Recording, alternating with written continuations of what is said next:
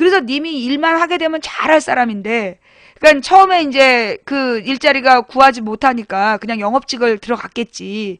그런 데가 많으니까. 그죠? 그러니까 이제 그렇게 해서 영업직을 하다가 그 영업도 결국은 못된 사람이 성공해. 남한테 그렇더라고요. 아쉬운 소리 막 하고 그냥 남이 피해를 보거나 말거나 디립다 갖다 앵기고 그래야 잘 되는데 그게 안 됐다는 거는 님이 착해서 그런 거거든요. 그래서 지금 일단 이제 공장 일을 가실 때 공장에 이제 일자리를 구하러 가시면서 두려움을 버리세요.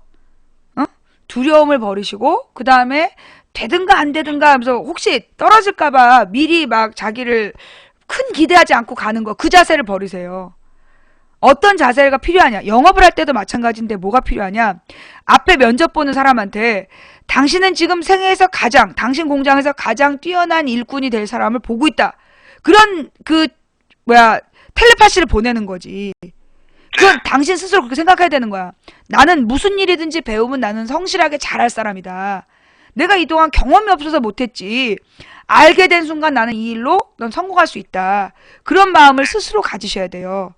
자꾸만 나 스스로에게 그렇게 마인드 컨트롤 하시고 그 다음에 면접을 보러 갈 때 그런 눈빛과 마음과 자세를 가지고 가시면 아마 님의 성실성을 알아볼 거예요. 네, 감사합니다. 본인 스스로 생각해. 대기만성이다. 나는 언젠가 나에게 꼭 맞는 일을 찾을 수 있다. 그런 마음을 갖고 도전하는 자세. 어느 상사나 그래. 님이 사장님이야. 근데 애가 대학 좀 성적 괜찮게 나왔는데 뭐 그런 애가 와고 뽑아주시면 고맙고 아니어도 어쩔 수 없고 이런 폼으로 와서 눈도 못 마주치는 애와 그 다음에 막 둘러보면서 내가 여기서 막 한 자리 하겠다라는 이렇게 똘망똘망한 눈빛으로 도전적인 그 분위기의 남자와 누굴 뽑겠냐고. 사장님의 마음이 돼서 그 사장님의 마음에 드는 직원이 되는 노력을 하셔야 된다는 거죠. 아직은 젊으니까. 근데 그렇게 젊은 것 같지가 않더라고요. 그러니까 물론 29이면 뭐 20대 초반 초중반에 비해서는 늦은 것 같지만 그렇게 많이 늦지도 않았어요. 대학교 졸업하고 군대 갔다 오고 한 2년밖에 더 됐어? 네. 그런 거예요. 다 그래. 그러니까 너무 늦었구나라고 생각하지 말고 그 앞에 있는 사람을 설득해야 돼. 나 자신을 먼저 설득해서 나는 이 일을 할 수 있다. 정말 이 일을 하고 싶다는 열망을 가져야 돼. 응? 열망을 갖고 그 앞에 있는 사람한테 당신 나한테 일자리 안 주면 두고두고 후회할 거다. 이 회사에 매우 중요한 일꾼이다라는 그 느낌을 가지고 그 상대방에게 텔레파시를 보내는 거예요. 나는 옛날에 학원 강사를 갈 때 한 번도 떨어진 적이 없어. 학원 강사를 가서 면접을 가서 한 번도 떨어진 적이 없어요. 난 늘 그랬거든. 그 앞에 있는 원장한테 당신은 지금 이 학원 최고의 강사의 면접 보고 있다. 그런 텔레파시를 쏘면서 하면 다 연락 와. 골라서 갔죠. 그래서 중요한 건 내 앞에 있는 사람에 대한 내 이 에너지를 쏘는 거야. 눈빛 거울 보고 연습하세요. 그리고 중요한 건 자기 스스로 나를 너무나 이렇게 비참하게 보거나 나는 무능력하다, 너무 가진 게 없다 그렇게 생각하지 마세요. 그런 생각하면 곧 30 되고 40 돼서 뇌출혈 걸려. 뭔 말인지 알았지? 지금 20대 때 아직 늦지 않았어. 지금 도전하는 거야. 대졸자 이렇게 구하는 데가 얼마나 좋아요. 내가 본인의 장점을 잘 설명해. 내가 영업사원도 해봤는데 내가 아쉬운 소리를 해야 되는데 그걸 잘 못하겠더라. 그게 내가 이 공장을 다니려고 한다. 내가 이 공장에서 가장 성실한 직원이 될 자신은 있다. 그렇게 자기를 강력한 PR을 해야 돼. 네, 알겠습니다. 네, 힘내시고 어떻게 자신감이 좀 생기실래나? 뭐 자신감은 항상 그래도 있는데 가끔씩 이렇게 또 디프레스 될 때가 있죠. 때가 있으면은 잘 못 튀어나오더라고요. 요즘. 그래요. 그러니까 그런 마음을 자꾸 버리고 끊임없이 할 수 있다, 할 수 있다라고 생각하면서 나 봐. 되지도 않을 일 계속 하고 있잖아. 예, 응? 알겠습니다. 힘내세요. 예, 감사합니다. 네, 들어가세요. 고맙습니다. 예. 요즘은 아예 공장에서 대졸자를 뽑는구나. 그래요? 자, 근데 이 문자가 잠깐만요. 일단 사태 수습을 해야 되겠어.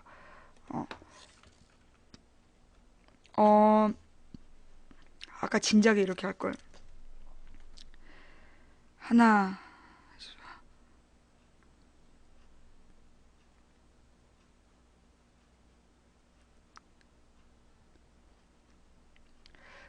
지금 23분이 문자를 보내셨는데, 더 이상 문자 보내지 마시고, 예, 지금 시간이 10시 17분인데, 10시 17분 이후로 온 문자는, 받지 않겠습니다. 예, 일단, 내가 미쳤지, 진짜.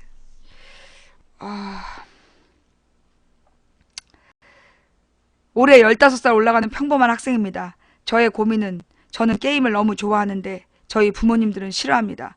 어떻게 하면 좋을까요? 혹시 지금 나이에 게임 많이 하면 나중에 인생이 망하는지 궁금합니다. 망합니다. 예. 8년간 일한 업계를 그만두고 현재 이직 준비 중인 30대 중반 여자입니다. 나름 잘 자리 잡고 직급도 꽤 올라갔었고요. 신나게 일했어요. 근데 업계 자체가 힘들어지고 정부 규제 때문에 얼마 전에 그만뒀습니다. 앞으로 100세 시대에 4.5개 이상의 직업을 갖는 시대라네요. 주위 대기업 공사 다니는 분들 앞에서 어떤 일을 해야 될지 조언을 구하려 함. 그들도 저와 같은 고민을 갖고 있다는 것을 깨닫곤 합니다. 사회적 안전망이 부족한 이 나라에서 사회는 급변해 직업들이 많이 사라지는 상황에서 어떻게 제 갈 길을 찾아야 되는지, 또 제가 원하는 일을 앞으로 100세까지 잘 찾을 수 있는지 너무 불안하고 막연합니다. 인생 선배로서 조언 부탁드립니다. 굉장히 이제 똘똘하시고 커리어 우먼이신 것 같은데, 그리고 이제 나름대로 새로운 분야, 게임 업계에 진출하셔갖고 직급까지 다 높아졌는데 지금 이제 그만두신 거잖아요. 근데 사실 솔직하게 얘기할게요. 현실적으로 100세까지 할 수 있는 일은 농사밖에 없습니다. 예. 100살까지 죽기 직전까지 할 수 있는 일은 농사예요. 농사 이외에는 지금 100세까지 할 수 있는 일은 없습니다. 예. 그래서 임대업 이런 거요. 건물도 낡아요. 건물도 이게 20년 지나고 30년 지나면 임대가 잘 안 됩니다. 그래서 지금은 100세까지 할 수 있는 일을 갖겠다. 그거는 너무나 오만이고 불가능한 일이에요. 제가 볼 때는. 근데 이제 지금 님이 하셨던 어떤 직업에서 그 직업과 관련된 업종 사람들 있잖아요. 관련된 업종이 어떻게든지 새로운 활로를 모색하지 않겠습니까? 그분들과 더불어서 고민할 수 있는 그 기회를 만드셔야 될 것 같아요. 님은 좀 전문적인 일자리를 가지셨던 분이잖아요. 예, 전문적인 일자리를 가지셨고 경험이 있으니 그 경험을 살릴 수 있는 그 일을 찾아보셔야 되는데, 그러려면 님과 같은 일을 했던 사람들, 그런 분들이 같이 모여서 아이디어를 모아보세요. 뭐가 있을까? 님들이 가진 재능을 모아가지고 지금 이분한테 뭐가 느껴지냐면 굉장히 장기적인 계획을 하는, 장기적인 미래를 이렇게 계획하려는 어떤 구성하려는 마음도 느껴지고, 그리고 이제 보통 어떤 한 분야에서 굉장히 성공적인 리더십도 있어 보여요, 이분의 글에는. 근데 이제 이게 게임 산업이라는 게 지금 우리나라에서 정부 규제로 사양 산업이 돼버려서 갑자기 이제 일자리를 잃게 되신 경우인데, 그러면 이제 이와 비슷한 고민하는 사람들이 많을 거야. 많을 거고, 이런 분들의 특징이 뭐냐면 아이디어가 살아있다는 거거든요. 그러면 같은 업종에 계셨던 분들, 비슷한 일을 하시는 분들이 모여서 우리가 앞으로 어떻게 변해갈 것이냐, 이걸 생각하셔서 아이디어를 모아보시는 게 좋을 것 같고, 그 다음에 관련 분야로 중국이라든가, 요즘에 이제 게임이라든가 이런 것도 중국, 인도 이런 데로 많이 개발되잖아요. 그러니까 중국, 인도, 미국 쪽에서 혹시 관련된 일자리를 구할 수 있는지 외국으로 일자리를 한번 찾아보는 것도 생각해 보실 필요가 있는 것 같아요.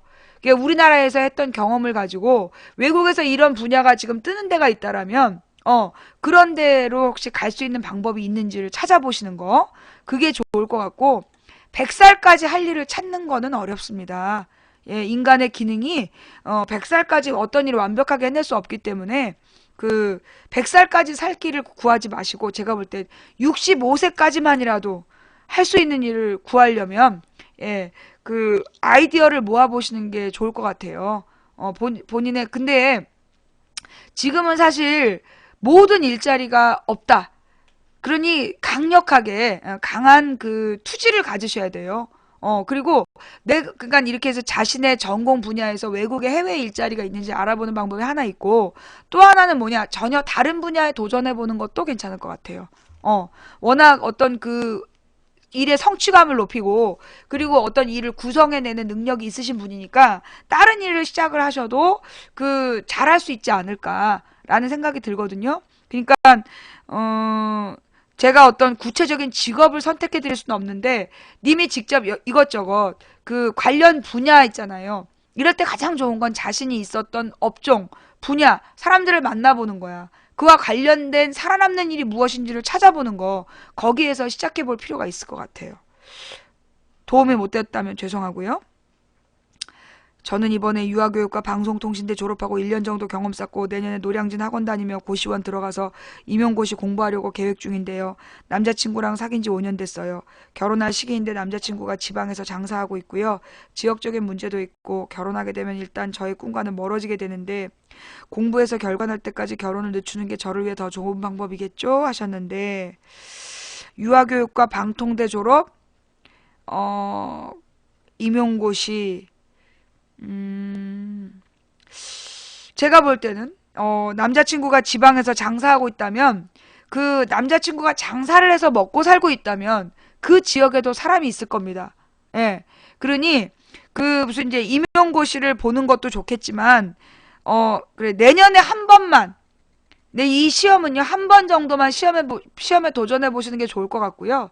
한 번에 붙을 자신이 없으면 결혼해서 장사를 부부간에 열심히 해보는 것도 저는 좋을 거라고 봐요. 유아교육과 졸업한 그 기능을 살려서, 나중에 자녀를 낳아서 잘 키울 수도 있는 거고, 그리고 차라리 지방에 가서 일자리를 찾아보는 거, 그게 좋을 것 같아요. 막 노량진 들어가고 고시원 들어가서 임용고시, 그게 쉽지가 않아요. 어. 남자친구의 장사에 비전이 없어요? 그럼 어떻게 해? 그럼 남자친구가 비전이 없어서 못 살 것 같죠? 근데 어떤 장사인지는 잘 모르겠는데요. 어, 지금 모든 경제가 어려워요. 경제가 다 어렵기 때문에 비전, 떼부자 될 생각하면 안 돼.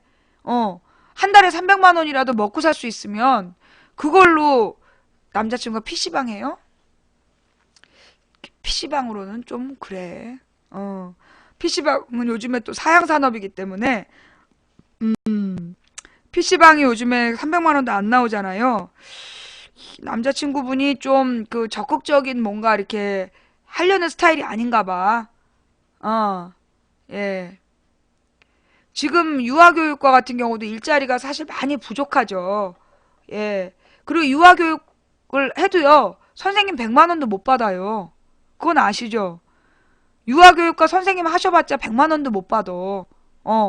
그렇기 때문에, 예, 제가 볼 때는 그 유아교육과 그 교사를 하겠다. 교사 자격증을 따기 위해서 공부를 하신다는 생각이 정말로 이렇게 한 번에 합격하실 자신이 있으면 해보시는데, 결혼을 계속 늦추는 것은 저는 좋은 건 아닌 것 같아요. 유아교육과 교사를 하기 위해서 계속 늦추는 거는 좋은 일은 좀 아닌 것 같아요. 그래서 웬만하면 부부가 같이 할 수 있는 일을 찾아보시는 게 좋을 것 같다. 소치님 감사합니다. 아유, 지금 사실 청년들한테 뭐 좋은 일자리가 있겠어. 아유, 나는 그래서 농사 지으러 갈 거야. 예. 망부님 안녕하세요. 질병이 있어서 상담 문자 드려요. 네이버에 가스 실금이라고 검색해 보시면 몸에 불쾌한 냄새로 사람들한테 본의 아니게 피해를 주고 그로 인해 정신적 스트레스를 심하게 받는 병이 나와요. 이 병이 발생한 지 7년째예요. 그동안 수많은 일이 있었는데 학교를 다닐 때나 공익 근무요원으로 일할 때나 사회생활 대인관계 전혀 되질 않아요. 병원을 가보았지만 괜찮다는 말뿐. 그리고 약도 먹어보았지만 차도도 없었어요. 저 혼자 몸에서 악취가 나는가라고 생각할 수도 있기에 친구들한테 물어보니 저를 위로한 듯이 냄새는 나는데 안 난다고 말해주더라고요. 실제로 친구와 길거리 다니면서 제 냄새 때문에 냄새난다는 말도 많이 들었고 초등학생 여자아이가 아빠한테 누가 방구 꼈나 봐 냄새나 이랬어요. 근데 친구는 저를 괜찮다고 신경 쓰지 말래서 정말 답답한 나머지 이런 병으로 고생하는 사람들 카페에도 가입해서 직접 만나봤어요. 서로 솔직하게 말했는데 저한테 냄새가 난다네요. 은행 냄새 비슷하게 가스나 변 냄새 같은 냄새였대요. 저도 그분 냄새가 조금 나서 그 냄새에 대해 말해줬어요. 저 정말 안 씻어서 몸 냄새 나는 거 아니거든요. 어떻게 하면 몸에서 냄새가 나더라도 스트레스를 덜 받고 살까요? 사람들과 어울리며 살 수 있을까요? 이제 곧 취업 준비도 해야 되는데 사회생활은 전화 상담은 자신이 없어 못하겠어요. 정말 이거 소설 쓴 거 아니고 이런 병으로 고생하는 분들이 있는데 그분들에게 조언 좀 부탁드릴게요. 문자 읽어주셔서 감사합니다 하셨는데 어 이게 가스실금이라는 병이 있나 봐요. 제가 이런 병은 잘 몰랐는데 이거는 그 같은 카페나 이런 데에서 원인이 뭐래요? 어 원인이 뭔지를 찾아서 치료 방법이 있는지를 좀 찾아보셔야 될 것 같고, 이런 거는 향수로 해결되는 건 아닌 것 같아요. 향수는 아닌 것 같고, 정말 고민이 많이 되실 것 같아요. 고민이 정말 많이 되실 것 같은데, 이런 병이 있었어요? 어, 이런 병은요, 널리 널리 알려서 병의 원인을 찾는 게 우선인 것 같아요. 예, 어. 이게 병의 원인을 찾아서 치료 방법이 있는지 찾아봐야 될 것 같아요. 그죠? 아무한테나 이렇게 물어보는 것보다 이쪽 분야의 전문적인 어, 원인이 어딘지를 찾아야 될 것 같아요. 이게 내장에서 나는 냄새인지, 내장에서 비롯된 가스인지, 아니면 피부에서 생기는 가스인지, 네. 그런 거를 적극적으로 일단은 이 병을 낫기 위해서 노력하는 수밖에 없을 것 같아요. 제가 볼 때는 이 문제 굉장히 심각하고 내가 이 병에 걸렸어도 저라면 막 돌아다니면서 도대체 이 병을 나을 방법이 없는지 백방으로 수소문을 해야 될 것 같아요. 예. 그, 혹시 이런 병으로 고생하시는 분들이 카페에 모여 있겠죠. 예. 그 가령 암내 같은 경우에는 무슨 겨드랑이 밑에 그 냄새가 나는 부분을 수술로 제거하는 그런 치료법이 있다고 들었어요. 음. 가스 실금이 대장에서 가스가 샌다. 아, 대장에서 나오는 거예요? 어, 그래요. 그러면요, 이런 얘기는 참 그 가스 실금이라는 병의 그 해결책은 안 되겠지만, 그 결국은 이 또 저기 뭐야 가스 냄새가 나는 게 뭐 때문이냐 하면 장내에 유해 세균 때문이거든요. 근데 사실은 저 같은 경우에는 방구를 진짜 많이 껴요. 방구를 되게 많이 꼈고 이 방구 냄새가 굉장히 심했어. 방구 냄새가 너무너무 막 그 꼬랑내가 너무 심해가지고 내 스스로 막 기절할 것 같은 냄새를 가 났거든요. 근데 내가 그 요즘에 먹고 있는 게 저거예요. 퓨어 사과 맛. 그거를 내가 구치소에 들어가서 배웠어요. 그러니까 나는 주로 그게 고기류를 먹으면, 단백질을 먹으면 그게 되게 심했었어요. 그런 냄새가. 근데 그 퓨어 사과 맛, 퓨어 다른 거 필요 없고 퓨어 사과 맛을 먹어야 돼. 퓨어 사과 맛을 내가 한 달을 먹었더니 그다음부터 가스 냄새가 안 나는 거야. 어. 가스 냄새가 안 나더라고요. 그래서 제가 지금 계속 먹고 있거든요. 그러니까 한번 그 퓨어 사과 맛을 한번 먹어보세요. 그러면 그 장내에 그 나쁜 암모니아 냄새를 만들어내는 그 유해 세균이 사라지고, 예. 그래서 방귀 뀌어도 냄새가 잘 안 나. 어. 그 물론 뭐 매실액을 한번 먹어보면 좋다는데 그 매실액 같은 경우도 원액을 조금씩 이렇게 마시는 거 있잖아요. 물에 타 먹지 말고 어 공복에 그 한 숟갈 정도 매실액을 따라서 이렇게 먹는 것도 그거 괜찮은데 한번 그 저기 퓨어 사과 맛 그것도 한번 해보세요. 그거 그리고 고기를 먹으면 그게 단백질 냄새가 더 많이 나더라고. 그러니까 그 꼬랑내가 더 많이 나. 가스 냄새가. 그래서 그런 방법을 한번 써보는 게 어떨지. 예. 일단은 이게 지금 그 뭐라 하나 관략근이 약해서 계속 그 가스가 새는 거 아니에요.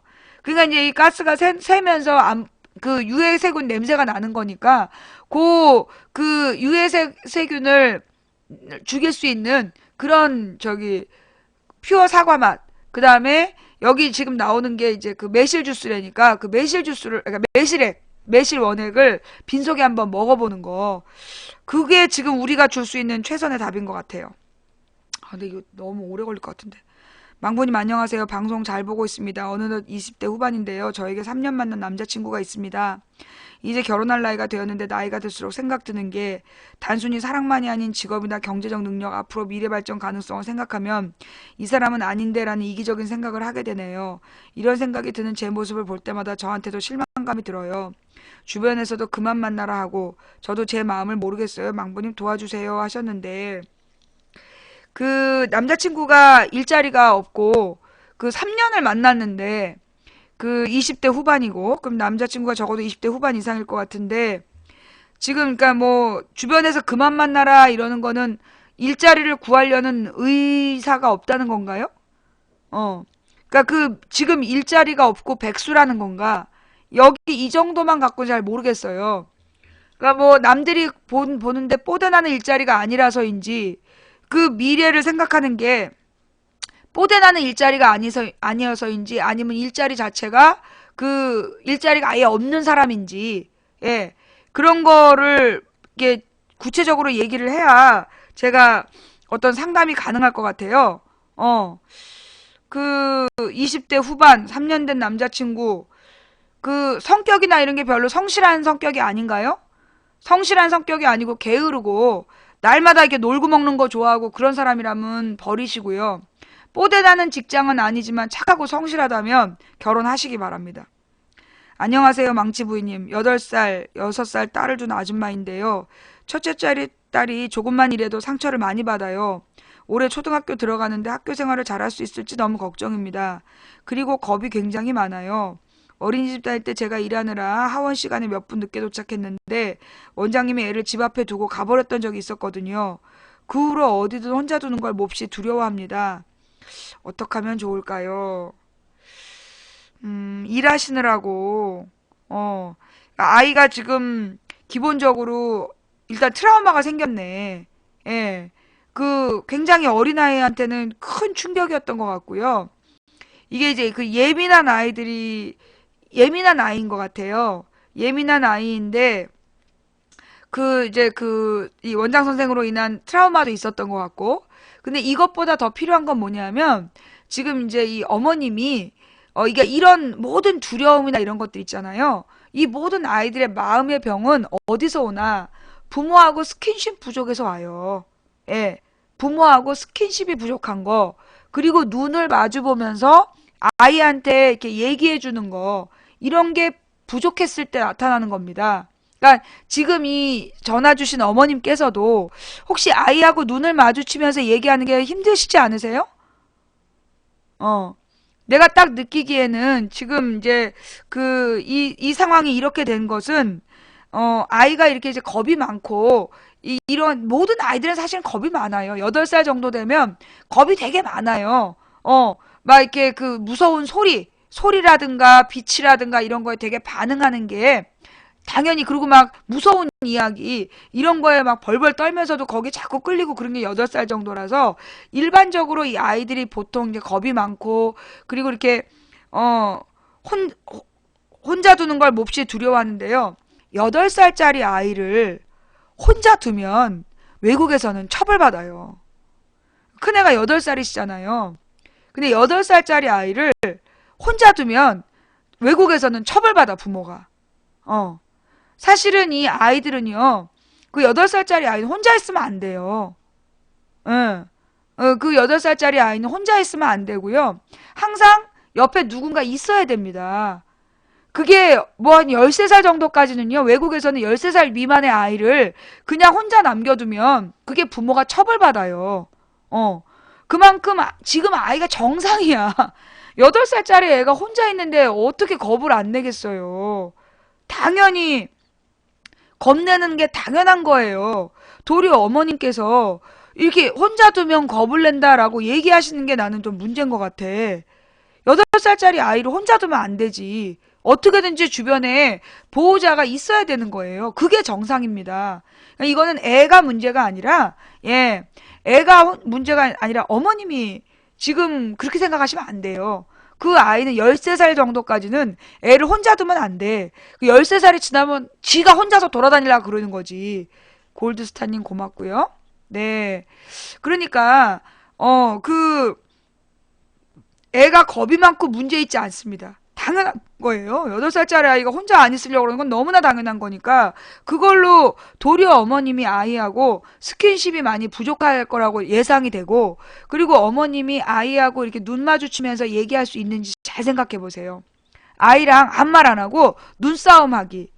제일 필요한 거 눈싸움을 먼저 해보세요. 예, 서로 눈을 똑바로 쳐다보고 눈을 깜빡거리면 지는 거. 그래서 애가 제일 좋아하는 과자를 놓고 눈을 깜빡거리면 뭐 지는 거다 이런 거. 아니면 아이한테 꼭 먹여야 되는 야채 같은 게 있으면 눈싸움을 하는 거야. 그래서 애가 먼저 깜빡거리면 너 야채 먹어야 돼. 뭐 이러면서. 근데 물론 그 학대 수준으로 하시면 안 되고, 예, 이 눈싸움도 괜찮아요. 눈싸움을 하면서 자연스럽게 눈을 맞출 수 있는 훈련이 되는 거거든요. 그래서 그 아이하고 그 눈을 맞추고 많이, 그리고 이 두려움이 많은 아이들은요, 엄마의 품이 필요해요. 많이 안아주세요.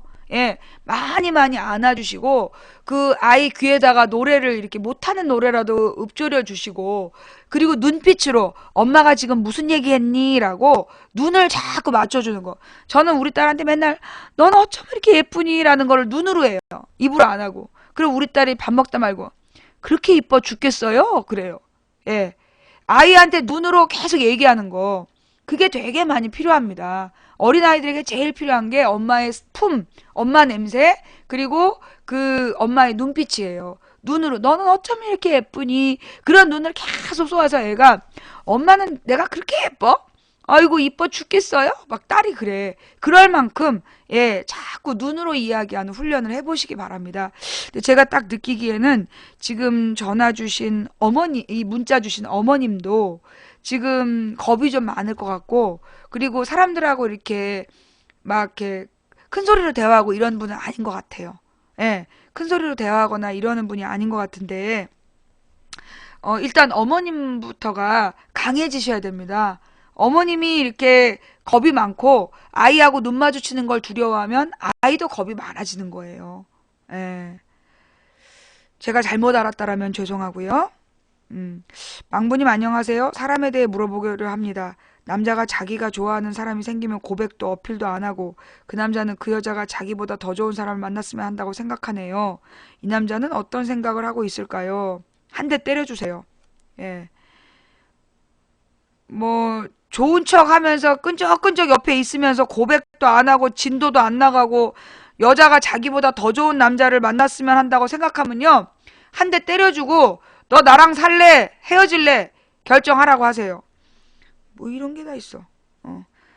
이번에 고딩 진학하는데 기계과로 넣었습니다. 근데 기계과는 너무 경쟁률이 심해 보여서 건축 토목과로 과를 바꾸려는데, 기계과, 건축 토목과 둘 중에 망부님은 어떻게 생각하세요? 건축 토목과가 사실은 그 앞으로 별로 전망은 없어요. 근데 기계과 떨어지면 안 되니까, 기계과 넣었다 떨어지면 안 되니까 건축 토목과라도 가서 거기 가서 어떻게 전과를 해본다든가 차후의 문제를 그렇게 생각해 봅시다. 안녕하세요. 수원에 살고 있는 37살 회사원 남성입니다. 다름이 아니라 연애 상담 문제 때문인데요. 처음 만나게 된 건 스마트폰 온라인 만남 앱을 통해서였습니다. 만난 지 오늘자로 29일 됐습니다. 처음 만날 때 서로 알아야 하니까 1년 정도 만나면서 알아가자고 얘기했는데 그 애도 그게 좋겠다고 하더라고요. 그리고 만났을 때 놀랬던 게 예의도 바르고 잘 챙겨주고 얘기도 잘 통하고 취미도 같은 사람이었어요. 저도 그렇고 그녀도 그랬던 것 같아요.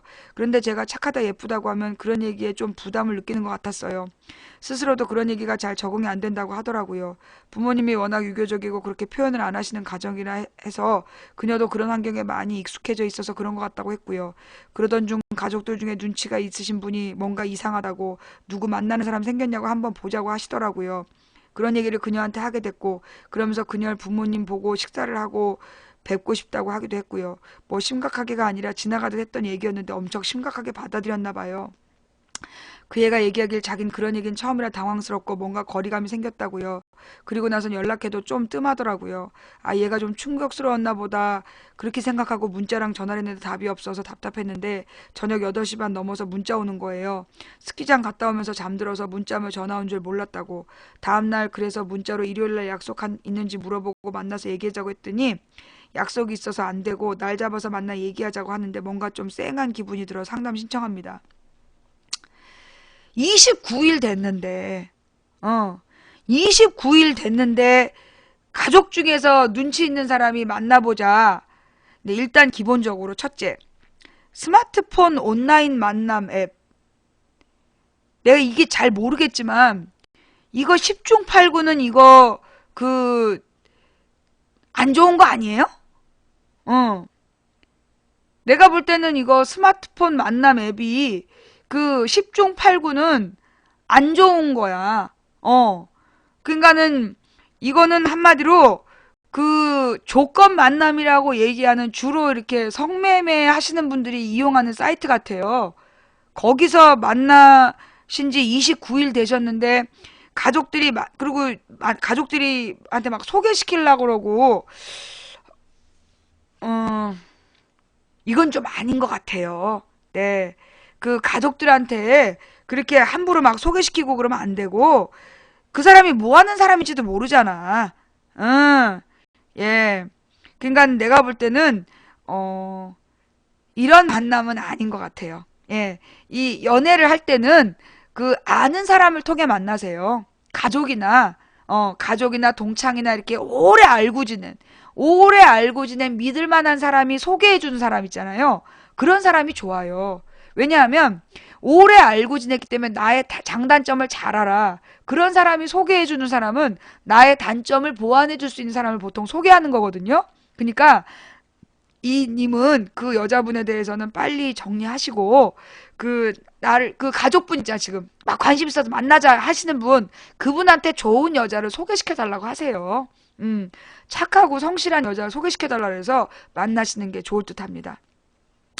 직장 때문에 집을 옮겨야 돼서 월세방 보증이 없는데 대출 받을까요? 적금을 깰까요? 집을 옮겨야 되는데 월세 보증금 마련을 위해서 대출을 받을까 적금을 깰까 하셨는데요. 제 생각에는 적금을 깨는 게 좋을 것 같습니다. 예, 적금을 깨서 보증금을 마련하실 수 있으면 적금을 깨서 보증금을 마련하시는 게 좋고요. 왜냐하면 이 대출금은 비용이 계속 나가잖아요. 다만 몇만 원이라도. 그러니 그건 적금을 깨는 게 저는 맞다고 생각합니다. 어... 아까 다혈질, 얼굴도 못생기고 공부도 못한다고 죽고 싶다는 학생이 상당 감사해요. 이제 웃고 지낼게요. 꼭 재능 찾을게요 하셨네요. 다행입니다. 제가 이제 고2인데 인문계 학교인데요. 성적이 5에서 6등급이에요. 제가 지금 꿈이 디자이너인데요. 공부 열심히 해서 4년제 가는 게 좋을까요? 전문대 가는 게 좋을까요? 디자이너가 되려면 일단 기본적으로 미술을 공부해야 되잖아요. 5, 6등급 정도 되면 나쁘지 않아요. 예, 5, 6등급은 이제 실기가 중요하니까 5, 6등급이면서 공부 조금 더 하고 좀 더 열심히 하면서, 예, 미술 공부를 열심히 하세요. 예, 미술 공부를 열심히 하면 가능합니다. 그리고 디자이너가 되기 위한 전문대는 모르겠어요. 저는 4년제 디자인으로 잘 나간 데 몇 군데 있는 건 아는데 전문대에서 좋은 학교는 모르거든요. 예. 갈 수 있으면 4년제 디자인을 전공해서 가는 게 좋을 것 같아요. 그리고 이제 공부를 또 시간이 되면 정말 그쪽에 재능이 있는 사람이라면, 정말 자신이 디자이너로서 재능이 있다면 또 나중에 외국에 가서도 공부할 수 있는 길이 열리는 거니까, 어, 웬만하면 5, 6등급이면 미술을 더 강화해서 디자인과에 4년제로 지내도 괜찮겠다. 망부님 아침에 일어나면 거기가 서 있어요. 진짜 고민이에요. 장난이라고 생각하지 말아주세요. 안 쓰는 게 문제야. 네가 지금부터 한 30년 지나면 안 서요. 이러고 문자 보낼 것 같은데, 안 쓰면 연락해. 고리보리님 감사합니다. 여자 아니지? 망부님 안녕하세요. 이제 4학년이 되는 여대생입니다. 제 고민은 나이가 들수록 위축이 돼요. 원래 성격이 정말 쓸데없는 걱정과 고민이 많아서 뭔가 일을 시작할 때나 해야 될 때 두려움이 먼저 앞서고 갈수록 자신감이 없게 돼요.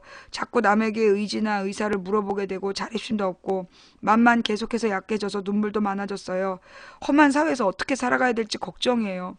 어떻게 해야 되나, 어떻게 해 나가야 될지 모르겠어요. 충고 부탁드립니다. 4학년 여대생. 그 여행을 한번 해보세요. 여대생이라서 좀 힘들겠지만 안전한 저 친구들 몇 명이랑 팀을 짜가지고 여행을 자꾸 해보세요. 그 여행이라는 게 어떤 그 거처를 정하지 않고 그 막연하게 떠 하루 코스도 좋아요. 친구랑 같이 하루 코스로 여행을 다녀보는 거. 그거 굉장히 새로운 도전이고 생각도 깊어질 수 있고요.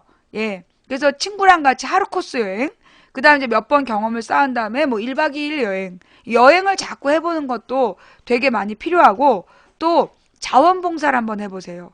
자원봉사 활동 같은 경우도 어떤 그 굉장히 마음의 위로와 용기를 주는 그런 프로그램이에요. 그러니까 여행을 해봐라, 자원봉사를 해봐라. 그 두 가지 이야기를 해드리는 게 제가 드릴 수 있는 최선이네요.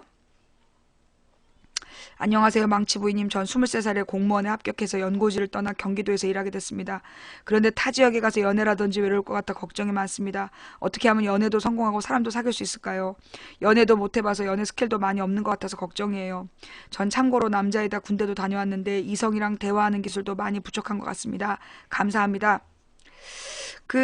이제 남자들이 사실 되게 이런 고민 많이 해요.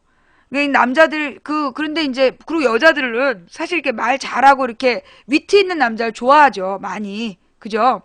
근데 이게 위트 있게 말 잘하는 남자들은 여자가 많아. 경험이 많은 거야. 근데 이제 이런 경우는 이제 이런 분은 이제 이성에 대한 경험이 없고 대화하는 기술이 없는 거잖아요. 예. 대화하는 기술이 없어가지고 굉장히 이제 두려운 건데 이게 여자들이 남자 보는 눈이 부족해서 뻐꾸기 달리는 남자들한테 잘 넘어가서 문제인데요.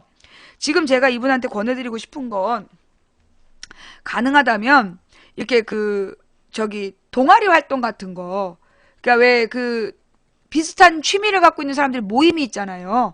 예, 뭐 자전거 모임이라든가 마라톤 모임이라든가 아니면 어떤 교회 활동이라든가 예, 또는 뭐 종교 활동 같은 거를 같이 하는 뭐 이상한 종교 가지 마시고 그래서 이렇게 사람을 일단 중요한 건 많이 만나봐야 돼. 많이 만나보는 게 필요하고, 그리고 일단 여자들을 많이 관찰도 하셔야 되고요. 접촉이 있어야, 아니, 만남이 있어야 말이라도 해보지. 보니까 이제 혼자 있으면서 여자를 어떻게 만날까, 대화 기술은 어떻게 만드나, 이런 걸 얘기하시는데, 여자들은 말 많이 하는 남자한테, 괜찮은 여자는 뻐꾸기 잘 날리는 남자 안 좋아해요. 예, 괜찮은 여자는 말을 조금 하더라도 신중하게 잘하는 사람을 알아봅니다. 그러니까 일단 다양한 여자들을 많이 만나보고 당신이 말을 적게 하더라도 그 말의 가치를 알아보는 여자를 만나보는 게 좋아요. 예, 그리고 일단 공무원에 합격했잖아요.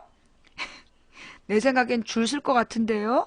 예, 공무원에 합격을 했기 때문에 뭐 언어 구사 능력 이런 거에 큰 부담 갖지 마시고, 예, 교회 같은 데 가서 열심히 봉사하고 이제 교회 가서 1년, 2년 다니다 보면 교회 청년부에, 그러면 괜찮은 처자 만나게 될 것 같아요. 자신감을 가지세요. 이거 사실 내 입장에서 볼 때는 사치스러운 고민이야. 예, 교회 청년부 가서 공무원이라고 얘기하면, 지방에 있는 교회에서 좋아하는 아가씨들 많을 거예요. 연애 상담이고요. 여자친구가 자꾸 저를 자기 입맛에 맞게 바꾸려고 그래요. 예를 들면 작은 실수에도 일부러 화를 많이 내면서 이 화를 풀어주는 조건으로 뭔가 계속 제 위에서 저를 다루려고 해요. 그리고 24시간 내내 저한테 사랑을 증명하도록 요구해요. 저한테 너무 집착해요. 사랑은 하는데 그럴 때마다 너무 피곤해져요. 어떻게 하면 해결될까요? 전화는 힘들 것 같은데 일방적 상담 안 될까요? 여자친구가 이런 경우는 보통 동갑이겠죠? 예, 이런 경우는 보통 동갑이거나 한 살 좀 연상이거나 동갑이나 연상인 경우에 이제 이런 걸 많이 하는데요. 이 연애에서 가장 기본이 뭐냐 하면 솔직함이에요. 여자친구한테 피곤하다고 얘기하세요. 난 네가 정말 좋아. 근데 네가 자꾸만 사랑을 증명하라고 그러면 좀 피곤해져. 너에 대한 애정이 줄어드는 것 같아. 그런 거 안 하면 안 될까? 라고 정확하게 얘기하세요. 예. 솔직하게 님이 원하는 걸 얘기하세요. 보통 연애가 깨지는 경우는 원치 않는 일을 계속 하다가 결국 스트레스를 감당 못 해갖고 나중에 결국 깨지게 돼 있어요. 그러니까 지금 느끼는 문제의식을 여자친구한테 솔직하게 얘기하세요. 일단 이렇게 얘기하는 거야. 잘못 얘기하면 그 자리에서 까이는데, 나는, 그러니까 그 여자가 좋은 면 있잖아. 나는 너가 웃을 때 이렇게 이렇게 웃는 모습이 참 좋아. 나는 네가 길을 걸을 때 어떻게 어떻게 하는 게 참 좋아. 나는 네가 이렇게 이렇게 하는 게 참 좋아. 이런 거 있잖아. 가장 중요한 건 그 여자의 칭찬이야. 그 여자 중에, 그 여자의 모습 중에 내가 좋아하는 거를 나열을 하세요. 너의 이런 이런 면들이 좋다라는 얘기를 쭉 나열하시고, 그런데 네가 나의 이런 마음을 의심하면서 사랑을 자꾸 증명하라고 그럴 때 난 참 힘이 들어 라고 얘기하세요. 그러면서 그 여자분에게 사랑을 증명한다는 게 되게 어렵게 생각하시는 것도 지금 고민인데, 사랑을 증명하는 거 어렵지 않아요. 사랑의 증명은 뭐야? 계속해서 칭찬해 주는 거예요. 난 네가 이럴 때 참 좋아. 그런 거. 예상하지 못했을 때 나는 네가 이렇게 그냥 아무런 거리낌 없이 웃을 때 참 좋아. 이런 거. 그러면 이 여자가 가슴이 설레게 돼 있는 거야. 예상치 못한 순간에 난 이런 네가 좋아. 라고 얘기해 주는 거. 그리고 그 문제는 보니까 자꾸 여자친구가 좀 화를 내고 있잖아요. 그러니까 자꾸 화를 내주는 여자는 그런 게 있어. 자꾸 화를 내는 게 싫을 때, 난 네가 화내서 싫어하는 것보다 나는 네가 웃을 때 좋아. 조용한 말로 얘기할 때 좋아. 이렇게 그 원하는 방향을 얘기를 해주세요. 그러면 여자친구가 막 화를 내다가도, 아, 이러면 얘가 이것보다는 이걸 좋아하는구나. 사랑한다면 상대방에게 맞추게 돼 있어요. 그러니까 님도 이렇게 이렇게 해달라라고 얘기하세요. 그렇지 않으면 이 관계 오래 못 갑니다. 예. 망부님, 제가 이제 고1이 되는데 자사고 입학하거든요. 제가 수학은 자신 있는데 국어가 약해요. 국어 잘하려면 어떻게 공부해야 되나요? 참 어려운 문제죠. 요즘에 대학 시험에서 국어가 제일 어려워요. 예. 국어의 기본은 책을 읽는 거예요. 독서를 많이 하셔야 돼요. 짬짬이, 틈틈이, 스마트폰 하는 시간을 아껴서 책을 읽으세요. 그거 말고 다른 방법이 없어요. 그리고 이 국어에 관계돼서 나온 참고서를 자꾸 보시는 방법밖에는 길이 없습니다. 예. 안녕하세요, 망부님. 남편과 이혼을 결심했습니다. 시댁이 굉장히 부자라서 아이들을 맡겼고 남편과 별거 중입니다. 아이를 제가 키우지 않아 양육비 요구하지 않았고 저 자신 또한 결혼 생활 자격이 없다 생각되어 위자료도 원하지 않았으나 남편이 이혼을 안 해줍니다. 제가 어떻게 해야 남편이 저랑 이혼을 해줄까요? 방법을 잘 모르겠어요. 남편을 법원에만 끌고 가면 되는데 지난번 시어머니로 인해 가정이 흔들린다고 한 상담자였습니다. 아, 그때 그 시어머니 때문에 고민이 되셨던 분. 그러니까 제가 상담 드리고 싶은 내용은 이혼을 할지 말지가 아니라 어떻게 해야 이혼을 잘할 수 있을지입니다. 제가 이혼 서류도 다 준비해놨는데 남편이 제 연락을 일치 안 받고 문자도 답장이 없어요. 제가 법원만 같이 출석해달라고 매달리고 있어요 하셨는데, 이혼의 사유가, 이게 우리나라 법이 어떻게 되어 있느냐 하면요.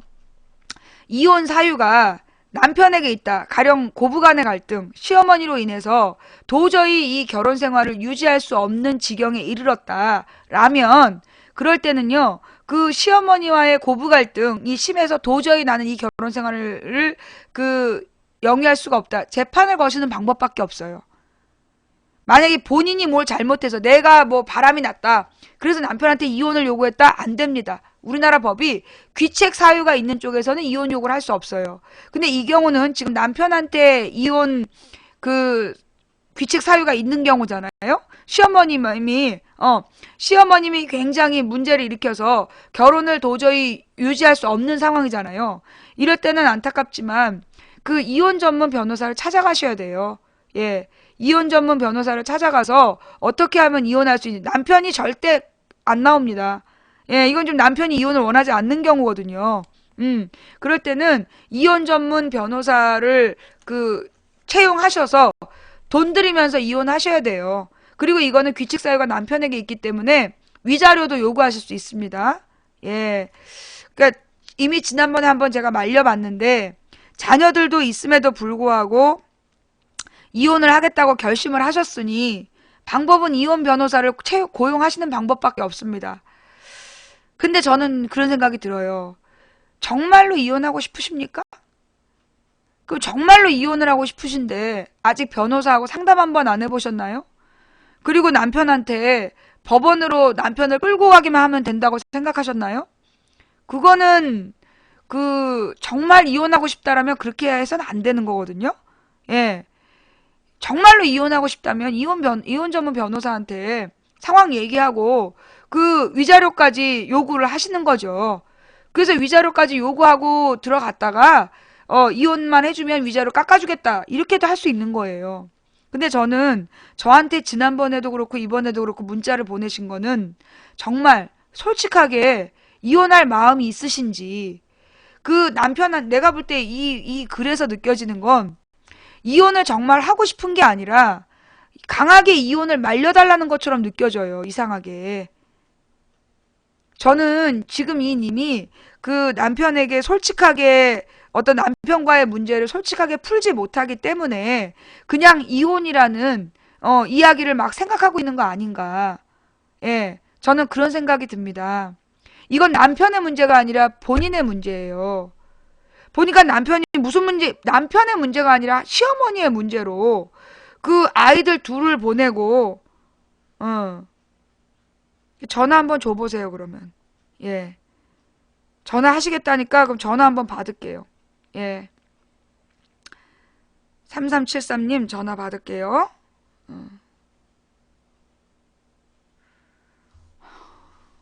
예. 자, 빨리 전화 주세요. 예.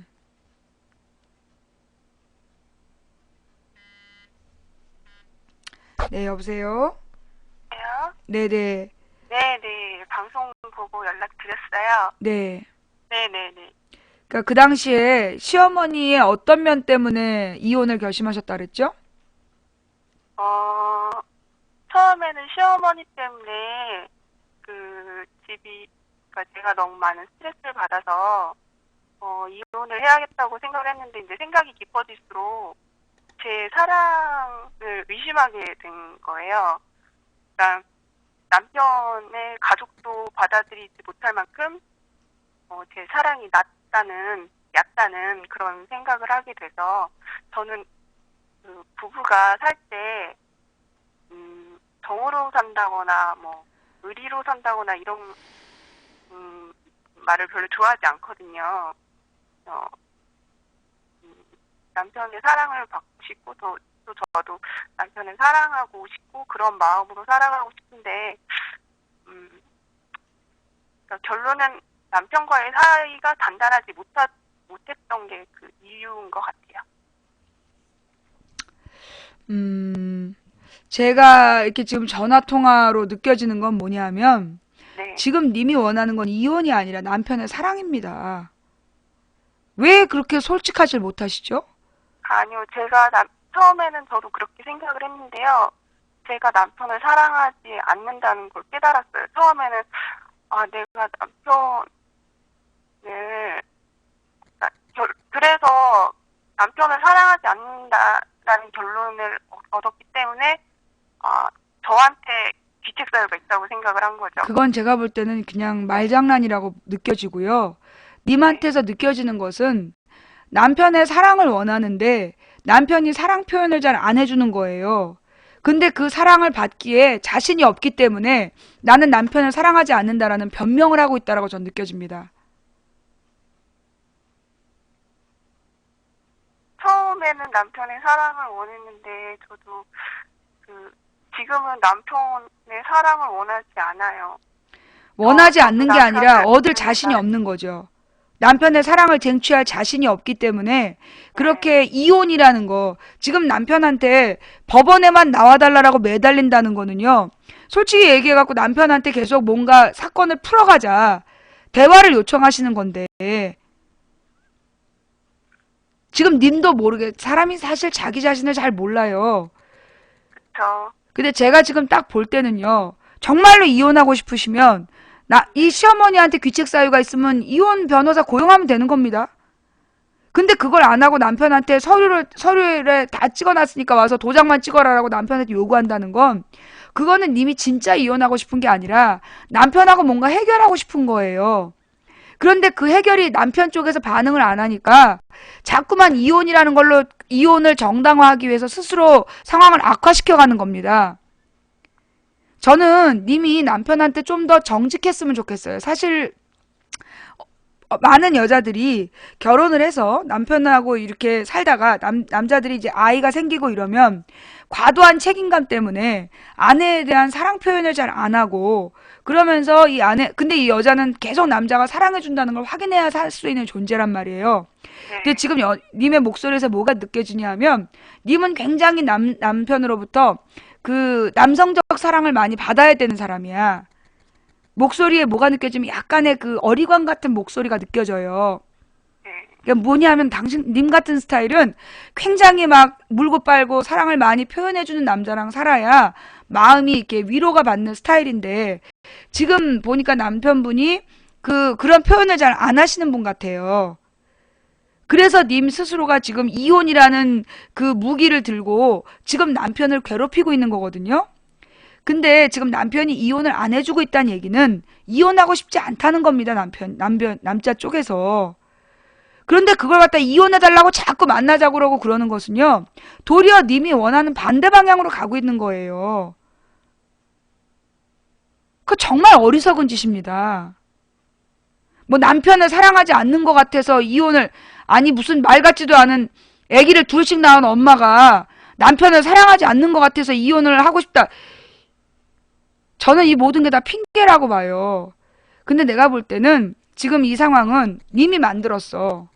내가 볼 때 님 목소리에서 뭐가 느껴지냐. 남편한테 끊임없이 그 투정을 많이 부렸을 것 같아. 그 시어머니에 대한 불만이 있었을 것이고 그 네. 시어머니에 대한 불만을 남편한테 끊임없이 투정을 했을 거라고. 그러면 남편 입장에서 굉장히 스트레스를 받아요. 네. 너무 지친 거야. 그래서 지금 이제 별거에 들어간 거죠. 네. 네. 그거는 님의 잘못이에요. 무슨 시어머니 때문에 이혼을 해. 물론 시어머니랑 같은 집에 살면서 시어머니가 막 꼬집고 학대하고 욕하고 막 그런 못된 짓을 한다면 그거는 경찰에 신고해가지고 이혼할 수 있겠죠. 그런 것도 아니잖아. 그래요? 시어머니가 막 때리고 학대하고 막 욕설을 하고 그래요? 아니, 그렇게는 안 하셨고요. 제가 지금 최종적으로 남편한테 그 이혼만 해달라고 할 때 그 전까지의 상황은 그랬어요. 남편한테 너무 미안한 거예요. 아이 웃기지 말아요. 남편한테 미안해서 이혼하자는 얘기가 어딨어. 사실 이 이혼이라는 게 남편한테는요. 제가 아빠가 좀 일찍 돌아가셔서 나이가 많은 사람을 아빠 또 이미지랑 또 어울리는 그런 비슷한 사람을 만나서 좀 금방 쉽게 사랑에 빠졌어요. 그렇게 만나서 이제 아빠의 이미지를 투영을 해서 그게 사랑인 줄 알고 살다 보니까 제가 사랑으로 착각을 한 거예요. 그래서 남편한테 지금 너무 미안한 게 괜히 저 같은 여자를 만나서 이혼 딱지 붙게 하려는 게 너무 미안한 거예요.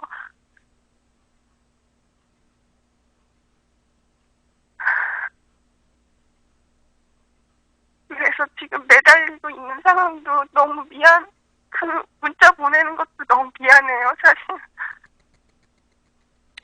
남편한테 당신하고 다시 시작하고 싶다라는 문자를 보내보신 적은 있습니까? 아니요.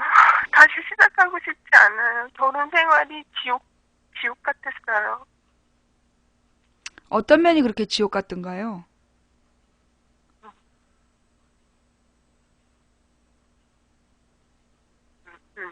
처음엔 이제 저희가 사실 집을 시어머니가 해주셨어요. 다 그러죠, 요즘은. 네, 그래서 시어머니가 100% 해주신 집에 몸만 들어가서 사는 상태여서 이제 시어머니가 불시에 방문을 많이 하셨었죠. 그래서 이제 그런 스트레스로 남편한테 많이 풀게 됐는데 남편이 이제 제가 그런 스트레스 얘기할 때마다 화를 내더니 이제 그 반응 정도가 점점 심해지는 거예요. 그래서 나중에는 이제 폭력도 행사를 했었고 폭언도 있었고. 남편이? 네. 그래서 폭력은 어느 정도? 제가 아무튼 경찰에 신고를 다 했을 정도였으니까요. 그러면 저 진단서 끊었고요? 네. 진단서도 끊어놓은 거 있어요. 폭력은 몇 번? 폭력은 지금 총 3번 정도 되는 것 같아요. 음, 네, 처음 했을 때는 참았었고, 두 번째 정말 심해서 한 번 했었고, 세 번째도 했었고. 진단서는 몇 주 나왔어요? 진단서는 처음에 신고했던 거는 그때는 이혼할 생각이 없었기 때문에 진단서 안 끊었고, 두 번째는 진단서 2주 제일 적은 거 그건 타박이어서 제일 적은 거 나왔어요. 그 다음에? 그때 이제 세 번째 폭행이 있었을 때는 저도 이제 정말 못 살겠다, 이혼해야겠다 해서 진단서를 끊어놓고 별거 생활 한 5개월 정도 돼 가면서 제가 남한테서 이렇게 이유를 찾고 있더라고요. 근데 저를 한번 돌아보니까 제가 문제가 일단 저한테 문제가 있었어요. 제가 그러니까 남편을 사랑하지 않는 거예요, 이제는. 예전에는 시어머니가 그렇게 부시에 오고 했던 그런 스트레스를 어느 정도, 그래도 난 이 사람이랑 살아야겠으니까, 이 사람을 그만큼 사랑하니까. 아니고요. 잠깐만요. 예. 그 남편이 폭행을 했다면 네. 얘기는 180도 달라집니다. 그 진단서 2개 끊어놓은 거 가지고요. 이혼 전문 변호사를 찾아가세요. 더 이상 얘기하지 않겠습니다. 이게 남편이 폭력을 뭐 3번이나 행했다면 그거는 가능성이 없어요. 폭력과 폭언이 있는 남편하고는 안 사는 게 좋습니다. 그거는 님이 그렇게 이혼을 안 하려고 하면 안 되고요. 지금은 님이, 그럼 우리 정확하게 얘기합시다. 지금 님의 태도는 진짜 이혼을 위한 태도가 아니에요. 정말로 이혼할 마음이 있다면 이게 지금 시댁이 부자라며 부잣집 아들이 지금 폭행을 한 거예요. 3번이나. 경찰에 신고를 1번 했었고, 그리고 2번은 진단서가 끊어진 거 아닙니까? 그러면 이거는 이혼하실 수 있고요. 충분히 위자료도 받을 수 있는 일인데, 그 위자료로 이혼 변호사한테 수임료 줄 생각 하시고, 이혼 변호사한테 상담 받으세요. 뭐 무슨 미안하고 나발이고, 뭐 때리는 남자한테 뭘 미안하긴. 애는 몇 살이에요, 둘이?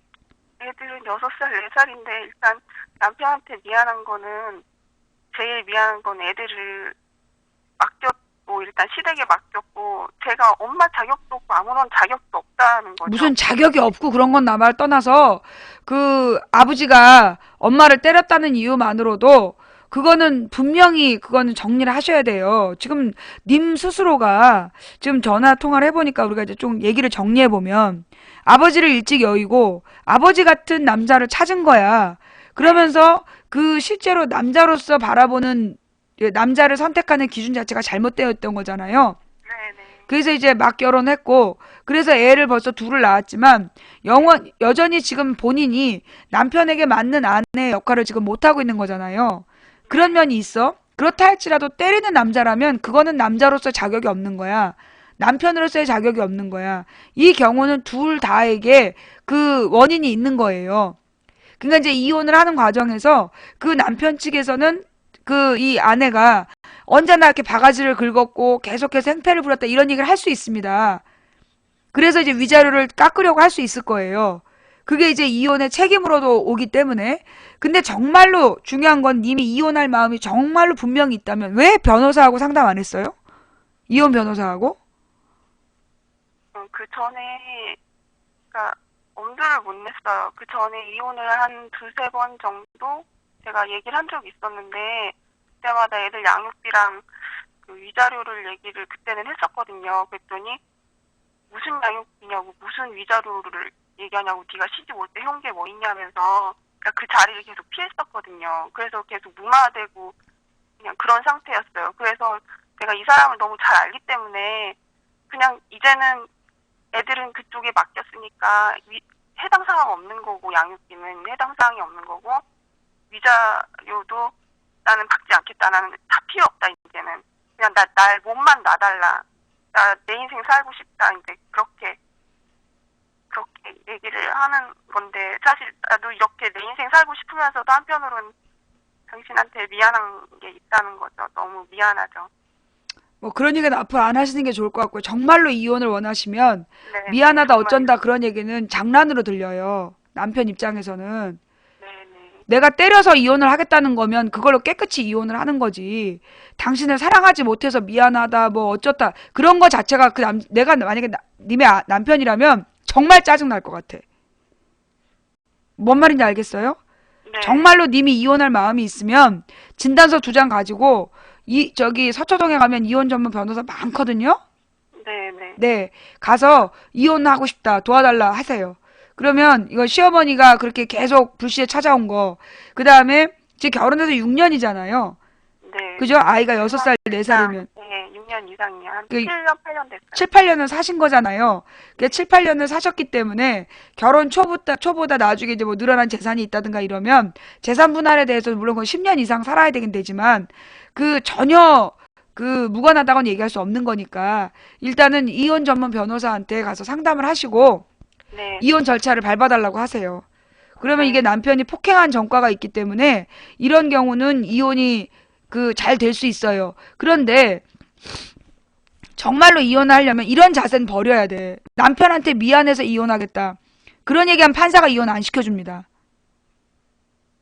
뭔 말인지 알아요? 남편한테 미안해서 이혼하겠다 그러면 이혼이 안 돼. 귀책 사유라는 게, 즉, 이혼의 책임이 누구에게 있느냐, 그걸 따져서, 그 남편한테 미안해서 내가 이혼하려고 그런다면 절대 이혼이 안 되는 거예요. 뭔 말인지 알아요? 네, 네. 그럼 판사 앞에서 절대 그런 얘기 하시면 안 되는 거고, 네. 그 남편이 아마 그동안에 너 나한테 미안하다고 했잖아 라고 나중에 법정에서 얘기할 수 있습니다. 그거는 네. 어떻게든지 재판까지 안 오고 네 도장 받으려고 그랬던 거다. 네. 나는 너랑 헤어지고 그거예요. 싶었다. 그렇게 네, 얘기를 그거예요. 하시면서, 그렇게 얘기를 하시면서요, 이건 이혼을 진행하셔야 될 것 같아요. 폭행, 폭언, 그리고 시어머니가 네가 결혼할 때 뭘 갖고 왔다고 위자료냐, 이렇게 얘기한다면 빨리 이혼하시는 게 좋습니다. 네, 네. 예, 내일 그 서초동에 가셔서 변호사 네. 사무실 이렇게 쭉 있으면 거기 뭐 이혼 써 있는 데 있어. 거기 네. 들어가서 최대한 빨리 이혼하게 해달라. 근데 보통 네. 이혼 소송이 6개월은 걸려요. 최대한 빨리 해봤자 6개월은 걸리기 때문에 네. 지금 이대로 남편한테 도장만 찍어달라 해도 안 되는 거잖아. 그러니까 네, 일단 일단은 다 필요 없고요. 그러니까 일단 중요한 건요. 이혼 네. 소송에 들어가. 그럼 이혼 소송에 소장을 낼 때 이쪽에 네. 그 변호사가 얼마에서 위자료까지 되게 세게 부를 수 있잖아. 정신적 피해 보상 이러면서. 네. 그러면서 딱 비싼 돈에 위자료를 요청하면서 이혼 소송이 들어가면 남자 네. 입장에서 그냥 합의하자라고 해서 도장 찍어줄 수도 있어요. 그럼 일이 네. 빨리 끝날 수도 있으니까 네. 일단은 이혼 변호사한테 가서 그 이혼 서류를 꾸미시는 게 맞는데요. 네. 이혼은 그렇게 하시면 될 것 같고, 그러나 네. 제가 드리고 싶은 말씀은 님의 삶의 자세의 문제야. 지금 내가 딱 보기엔 님의 목소리나 이런 것에서 들려오는 건 님이 그 남자분을 떠난 다음에 님이 인생을 막 살 것 같아. 이 느낌이 자신을 정갈하게 해서 정말 좋은 새로운 사람을 만나기 위해서 노력하기보다 자유의 몸이라고 함부로 살 가능성도 보여요. 아니에요. 저는 이혼을 해주면은 제가 계획이 있었고요. 그 열심히 살려고 하는 그 계획이 있었고, 이혼을 안 해주면 오히려 막 살려고 했어요. 지금. 이혼을 안 해주면은 그가 막 살려는 생각을 했다는 아니, 것부터가 너가 못 가지면은 남도 못 갖게 하겠다는 그런 심보냐, 이런 제가 화가 날 것 같고, 그래서 남편이 이혼을 안 해주면은 그게 뭐냐 하면 남편이 이혼 도장을 안 찍어준 이유가 그렇게 맘먹으라는 거예요. 그래서 다른 남자랑 자는 거 사진 딱 찍었다가 그 귀책 사유로 하면 위자료 안 줘도 되는 거거든. 그렇죠, 그렇죠. 근데 그걸 막 살 생각을까지 했다는 걸로 봐서 기본적으로 님의 삶의 자세가 생각이 많이 부족해.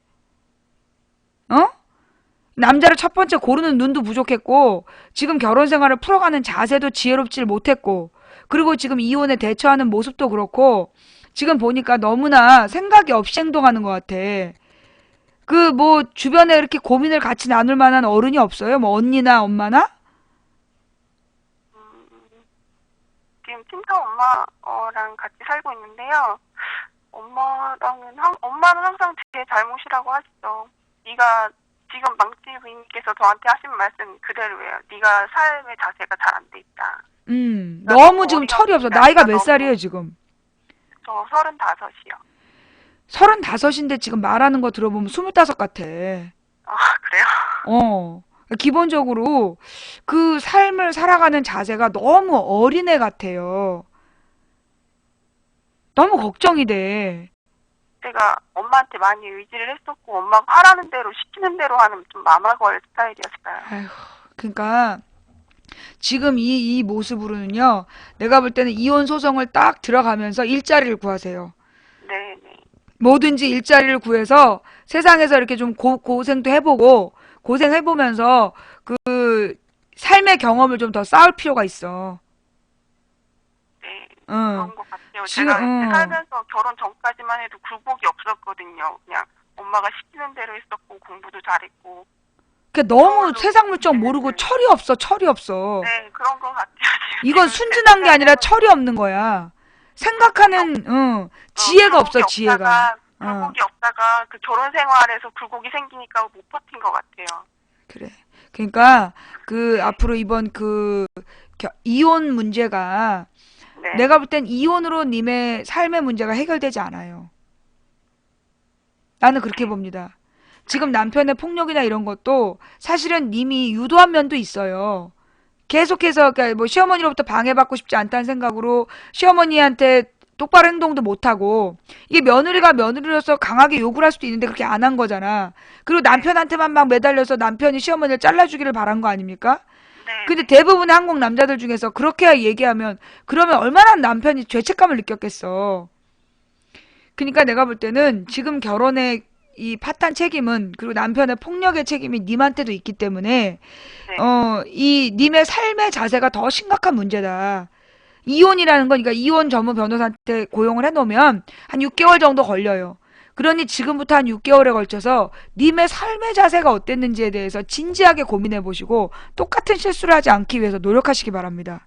네, 네, 알겠습니다. 네, 그래요. 들어가세요. 말씀 너무 감사합니다. 그래요. 내가 너무나 독하게 말했으면 미안하고, 내가 내 아니요, 동생이었다, 저는 내가 동생이라고 생각하고 하는, 독하게 말씀하신 만큼 저에 대한 애정이 있다고 생각해요. 그래. 그렇게 생각, 내가 내 동생이라고 생각하고 한 거니까, 네, 네. 그렇게 생각하시고, 정말 이 6개월 동안 삶의 자세, 내가 왜 이렇게 바보같이 살았는가에 대해서 진지하게 고민하시기 바랍니다. 네, 네, 네, 알겠어요. 들어가세요. 감사합니다. 예.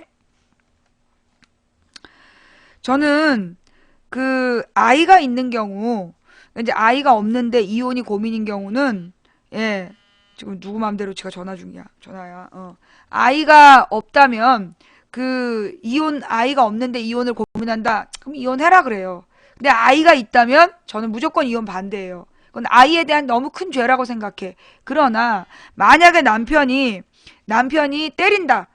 남편이 막 때리는 사람이다 그러면, 저는 무조건 이혼이에요. 예. 이혼은, 제가 생각할 때는 이혼의 조건은 딱 하나입니다. 폭행. 남편이 폭력을 행사할 때는 저는 무조건 이혼해야 된다고 생각해요. 예. 근데 남편이 폭력을 행사하는 게 아니라면, 가령 폭언이라든가, 이거 사실 폭언도 굉장히 심각해요. 폭언 같은 경우에는요, 일단 녹음을 하셔야 돼요. 녹음을 하죠. 이게 자기 화를 이기지 못해서 막 폭언을 하는 경우가 있거든요. 그럴 때 그 녹음한 내용을 맨정신일 때 틀어주시고, 너 이거 안 고치면 나 이걸로 너랑 이혼할 거다. 그렇게 협박을 하실 필요는 있는데요. 근데 이 폭언도 고치셔야 돼요. 문제가 있으면, 예, 문제가 있으면 고치려고 노력해야 되는데, 폭언 다음이 폭력이야. 근데 이제 폭언이 계속된다라면, 그 폭력을 2번 이상 참으면 안 돼요. 폭언을 2번 이상 참으면 안 돼. 폭력은 1번 이상 참으면 안 되고, 폭언은 2번 이상 참으면 안 돼. 그러니까, 3번째는 폭언 3번이면 끝내야 되는 거고, 폭력 2번째면 끝내야 되는 거야. 예.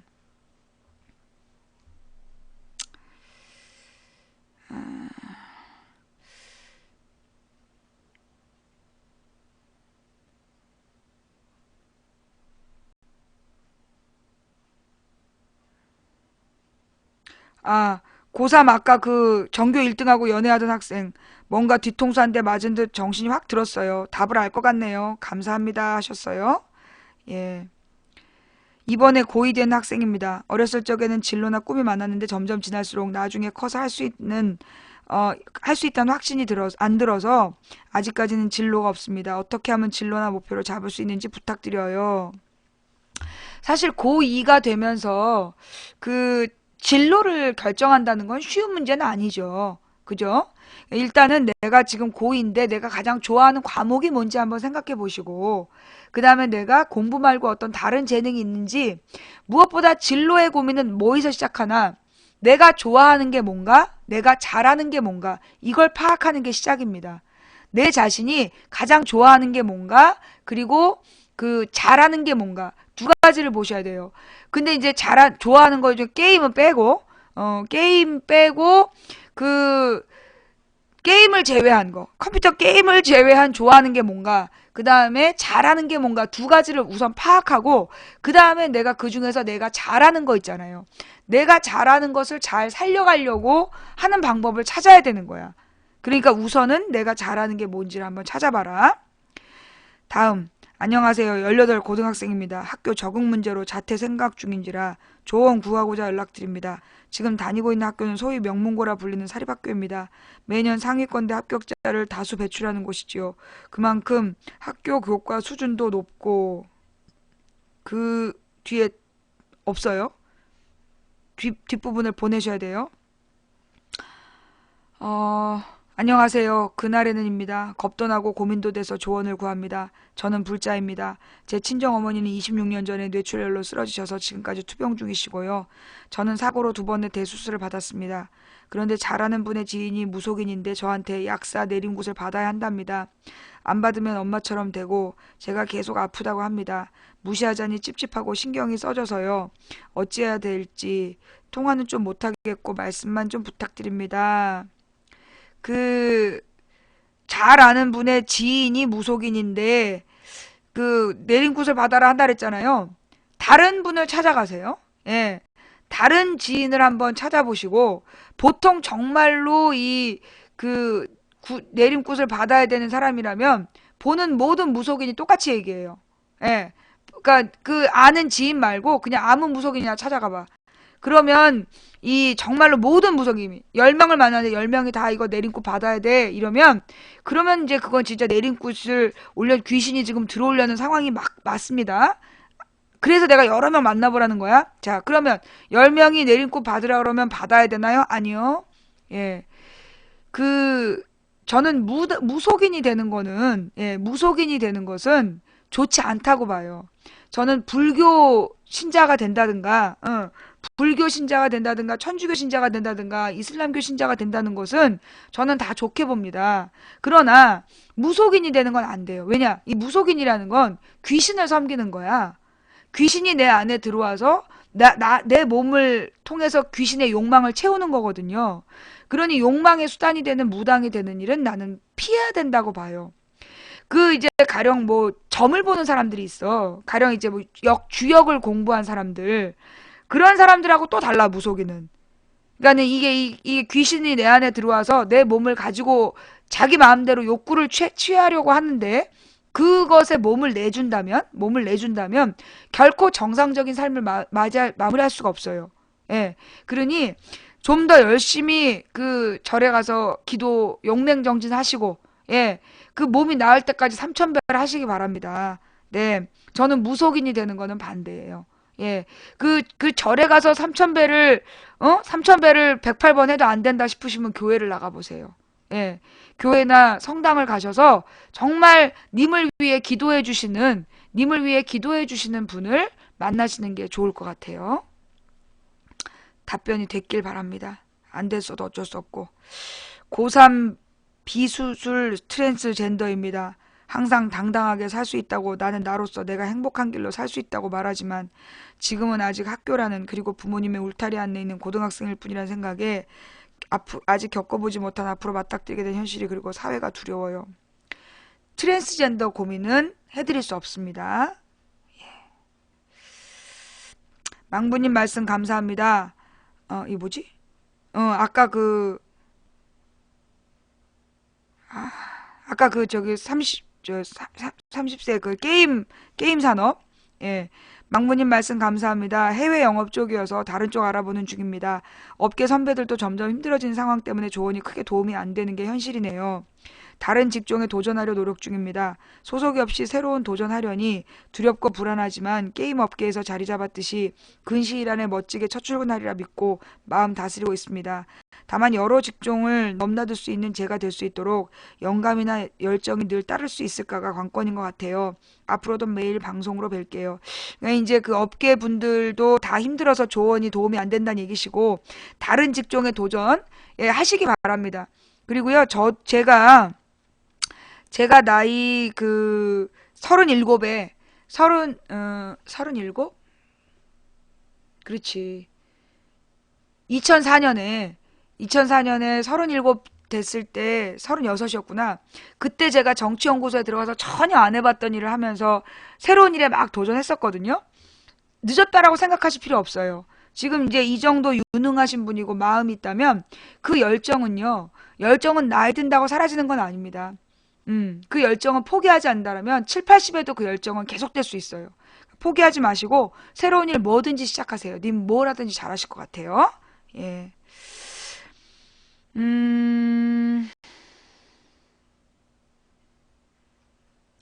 망부님 이혼하려는 분에게 희망을 드리고 싶은데 전화하기에는 너무 늦었겠죠. 이렇게는 상담은 제가 잘 연결 안 해드립니다. 예. 망부님, 저 고민 상담하려고 하는데 전화 끊지 말아주세요. 1280번. 내가 함부로 전화하지 말랬지. 누구 맘대로 전화를 해. 예. 이상으로 모든 문자를 다 끝냈습니다. 아, 나는 오늘 밤 밤새야 되는 줄 알았는데, 예. 자, 이제 이렇게 해서, 오늘 모든 문자를 다 끝냈어요. 아니 한동안 고민 상담이 너무 없어가지고 그냥 무제한으로 받았더니 오늘은 너무들 하는 것 같아. 그래서 앞으로 다음번에는 이렇게 하면 안 돼. 다음번에는 문자 10개 이상 안 받을 거야. 예. 예. 오늘의 인생 상담은 그 좀 장난스러운 것들도 있었고 근데 이제 뭐 삶의 이야기다 보니까 사실 뭐 이게 뭐 누가 짜고 하는 게 아니잖아. 뭐 극본이 있거나 뭐 순서 정하거나 이런 것도 아니고 그냥 되는 대로 하다 보니까 이렇게 된 것 같아요. 예. 자, 하여튼 뭐 그 트랜스젠더 하는 그 트랜스젠더를 고민하는 학생에게 하고 싶은 말은 트랜스젠더가 정말 되고 싶다라면 그거는 사회의 모든 통념과 맞서 싸울 용기가 있을 때 하는 겁니다. 그걸 망설일 정도면 하지 마세요. 예. 모든 사회적 통념을 다 깰 자신이 있을 때 그때 수술하고 트랜스젠더가 되는 겁니다. 그게 두려우면 하면 안 되는 거지. 두려운데 어쩌라고? 용기를 달라고? 가서 고추 잘라라 이렇게? 난 그렇게 못해. 본인 스스로가 그것이 정말로 옳은 길인지 깊이 고민해보고 정말로 그 모든 사회적인 통념 부모님과 이 모든 사회하고 싸워서 이길 자신 있을 때 그때 하세요.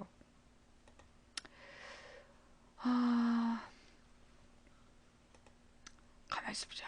오늘 마무리를 어떻게 해야 되나? 사실 인생이라는 게요. 예. 인생이라는 게 답이 없어. 인생이라는 게 무슨 뭐 드라마 극본처럼 이렇게 돼서 이렇게 될 거야 라는 끝을 알면서 산 사람이 어디 있겠어요? 그죠? 매 순간 우리는 날마다 모험을 하는 거예요. 뭐가 다 어떻게 잘 될지 뭐가 잘못될지는 아무도 몰라요. 어떤 자세로 사느냐에 따라서 결론이 달라질 뿐이죠. 끝을 모르기 때문에 인생은 날마다 드라마틱한 거예요.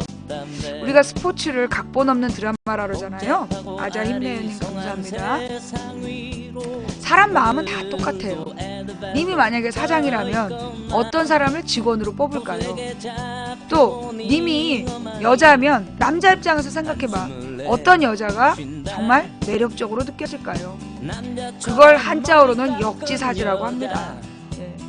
인생을 살면서 역지사지의 마음으로 오늘의 나를 반성해보고 대기만성이라는 마음으로 느긋한 여유를 가지시고 일신우일신 날마다 새로워지겠다는 마음을 품고 날마다 노력하다 보면 인생이 끝날 때 빈손이 아닐 거예요. 민주화 놀자님, 이쁨 입장님 감사합니다.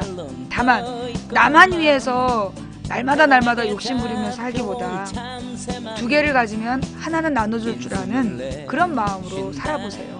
재능 기부라는 것도 있고 시간 기부도 있고 다른 사람을 위해서 조금씩 나누면서 살면 님이 나중에 불현듯 이 세상을 바람처럼 왔다가 바람처럼 떠나 온 곳으로 돌아갈 때 그때 님을 위해 울어준 사람이 많겠죠. 아자 힘내요님, 아비트리즈님, 빵신소녀님, 페더21님 감사합니다. 오늘 인생 상담은 인생 상담이 아니라 무슨 스펙타클한 개콘 같았어. 그럼에도 불구하고 혹시 도움이 되셨나요? 도움이 되셨다면 다행이고 너무 독설에 마음이 아팠다면 미안하고 가장 현실적으로 여러분에게 가족이 돼서 가족의 마음으로 드리고 싶은 말씀이라서 상처가 됐다면 미안합니다. 요술방님 감사하고요. 자 이제 밤이 됐습니다. 여러분 오늘도 편안히 주무시고요. 내일은 월요일인데요. 한 주간 시작하는 날 새로운 드라마 멋지게 쓰시기 바랍니다. 일주일짜리 특별 드라마 끝내시고 돌아오는 일요일 날 만나요. 요술방님 감사합니다. 사실 오늘 인생 상담 하기 전에 너무 아파가지고 내가 온몸이 아파서 내가 이게 좀 나도 못 가누는 주제에 무슨 인생 상담이냐 이런 생각을 했는데 하길 잘한 것 같아요. 그죠? 여러분들에게 위로가 됐길 바라고 저 스스로는 많은 위로받고 에너지 받고 갑니다. 방송 시작할 때보다 훨씬 상태가 좋은데요. 다음 방송은 내일 낮 2시 평일 낮 2시부터 6시까지 시사 문제로 닥터지게 싸우고 일요일 밤 8시에는 이렇게 마음을 나누는 시간을 갖습니다. 망치부인의 인생수다방 다음 주 일요일 8시고요. 구름고개님, 투리치자님 감사하고요. 내일 낮 2시부터 금요일 낮 2시까지는 시사 수다방이 이어지겠습니다. 감사합니다. 금요일 저녁 8시 반에는 외간 남자 만나러 가지롱. 지금까지 망치부인이었고요. 제 방송 보세요. 감사합니다. 편안한 밤 되시기 바랍니다. 사랑들 하세요.